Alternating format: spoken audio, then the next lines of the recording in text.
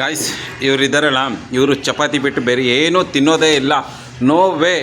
ಆದರೆ ಇವತ್ತು ಅದನ್ನು ಹೊಟ್ಟೆ ಹಸುಕೊಂಬಿಟ್ಟಿದ್ದಾನೆ, ಏನಿದ್ರೆ ಅದನ್ನು ಹಾಕ್ಕೊಂತ ಹೇಳ್ತಾ ಇದ್ದಾನೆ.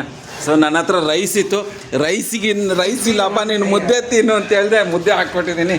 ಇವಾಗ ಈ ಮನುಷ್ಯ ಲೈಫಲ್ಲಿ ಯಾವತ್ತೂ ಮುದ್ದೆ ತಿಂದಿಲ್ಲ, ಅದು ಹೆಂಗೆ ತಿಂತಾನೆ ಅಂತ ನಾನು ನೋಡೋಣ ಇವಾಗ. ಕೈಸ ಹೋತಾ ಅವ್ನಿಗೆ ಗೊತ್ತಿಲ್ಲ ಮುದ್ದೆ ಹೆಂಗೆ ತಿನ್ನಬೇಕು ಅಂತ. ಹೆಂಗೆ ನಾನು ನೋಡ್ತಾಯಿದ್ದೀನಿ ಹೆಂಗೆ ಮುದ್ದೆ ತಿಂತಾನೆ ನೋಡಿರಿ.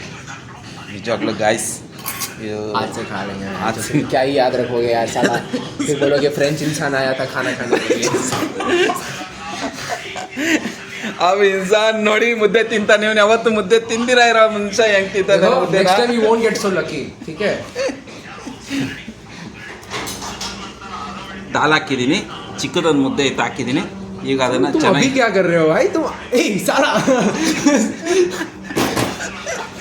अब भाई मिलता नहीं ऐसा मिलता नहीं, लेकिन आई क्या हम लोग को मिलता क्या ऐसा इंसान.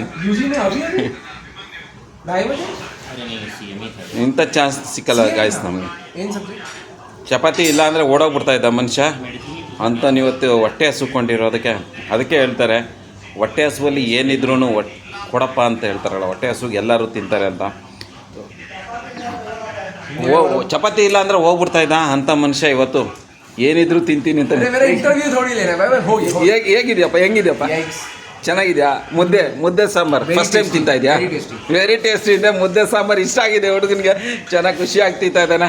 So good good good good.